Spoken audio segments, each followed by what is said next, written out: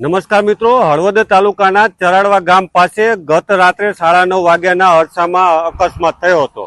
અત્યારે જ્યાં અકસ્માત થયો હતો ત્યાં આપણે પહોંચ્યા છીએ અને ખાસ કરીને રાત્રે જે આપણે સીસીટીવી જોયા તેમાં જોવા મળતું હતું કે અહીંયાથી જે કારખાનું છે આ કારખાનામાંથી ડમ્પર નીકળે છે અને તેની સાથે આ કિયા કાર અથડાય છે। આ કિયા કાર અથડાય છે ને ત્યારે જ્યારે અથડાય છે ત્યારે આમાં કુલ 7 વ્યક્તિ હતા। આ 7 વ્યક્તિમાંથી 5ના મોત થયા છે। સમગ્ર બનાવની વાત કરીએ તો હળવદ તાલુકામાં માનસર ગામ છે ને માનસર ગામ પાસેથી ગતકાલે બાઇક લઈને પસાર થઈ રહ્યો હતો તે દરમિયાન તેનું બાઇક સ્લીપ થઈ જાય છે અને આ યુવાનનું બાઇક સ્લીપ થઈ જતા તેને પ્રકાશ નામે રહ્યો ને પરેશ કે પ્રકાશ આ બાઇક લઈને યુવાન પસાર થઈ રહ્યો હતો અને તે દરમિયાન બાઇક સ્લીપ થઈ જાય છે અને બાઇક સ્લીપ થઈ જતા આ યુવાનને મોરબી સારવાર અર્થે ખસેડવાની તજવીજ હાથ ધરવામાં હતી। આ કાર છે તે મોરબી તરફ જઈ રહી હતી।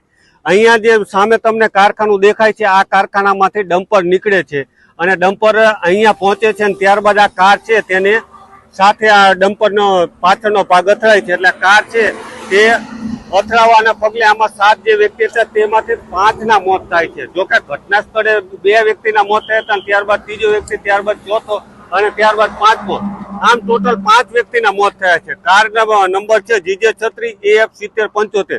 આમાં જે ડ્રાઈવર હતા સુરેશભાઈ, આ સુરેશભાઈને કાઢવા માટે 2 જેસીબી મશીન લાવવા પડ્યા હતા કારણ કે આ જે કાર છે તમે જોઈ લો કે કારની હાલત, આ કારમાં ડ્રાઈવર જે સુરેશભાઈ હતા તે ખરાબ રીતે ફસાઈ ગયા હતા અને તેને કાઢવા માટે 2 જેસીબીની મદદ લેવી પડી હતી। એટલે આ જેસીબીની મદદથી બહાર કાઢવામાં આવ્યા અને ત્યારબાદ તેમને સારવાર ખસેડ્યા હતા।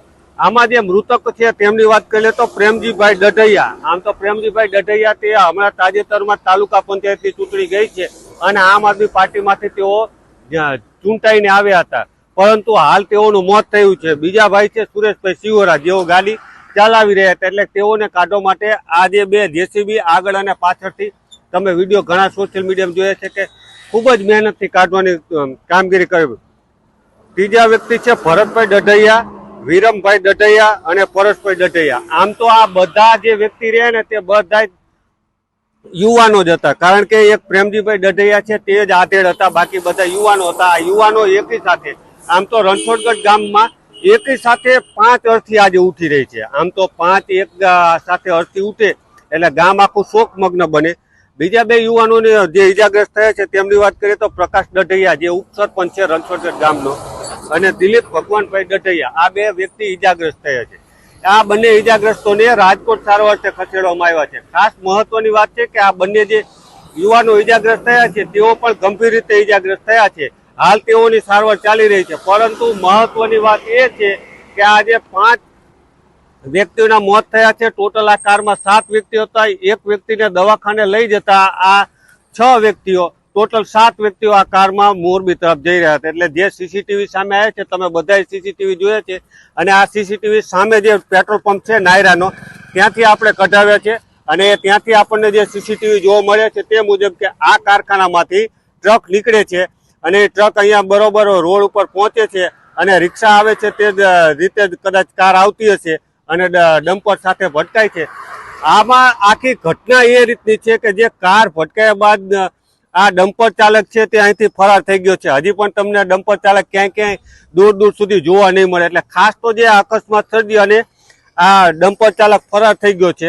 ડમ્પર ચાલકને આપણે આ હિટ એન્ડ રનની ઘટના કહીશું કારણ કે ડમ્પર ચાલકની હજી સુધી ઓળખ થઈ નથી।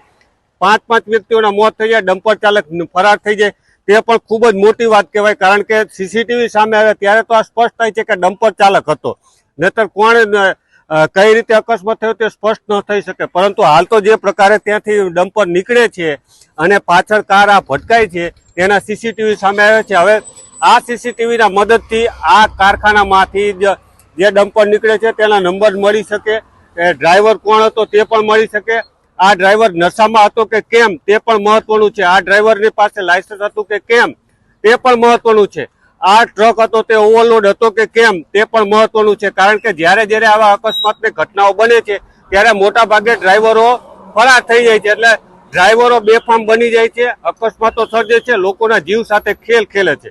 એટલે ક્યાંક ને ક્યાંક પોલીસ ઊંડાણપૂર્વક તપાસ કરે તો આ સમગ્ર ઘટના બહાર આવી શકે કારણ કે જે પ્રકારે ડ્રાઈવર છે તે ફરાર થઈ ગયો છે અને તેને લઈ હવે તપાસનો વિષય છે, કારણ કે લાયસન્સ વગરનો હોય, ઓવરલોડ હોય અથવા નશામાં હોય, આ બધા તપાસનો વિષય છે. પરંતુ હાલ તો જે પ્રકારે ઘટના બની છે તેને લઈ લોકોમાં ભારોભાર રોષ છે અને જે પ્રકારે 5 વ્યક્તિઓને એકી સાથે મોત થતા ગામ આખું શોકમગ્ન બન્યું છે. આપણે રણછોડગઢના પણ દ્રશ્યો બતાવીશું કે જે પ્રકારે આખી ઘટના બની છે અને ઘટનાને લઈ લોકોનો શું આક્રોશ છે. હાલ તો આપણે જે ઘટના બની હતી આ ઘટના સ્થળથી દર્શક મિત્રો સુધી પહોંચ્યા હતા. આભાર મિત્રો.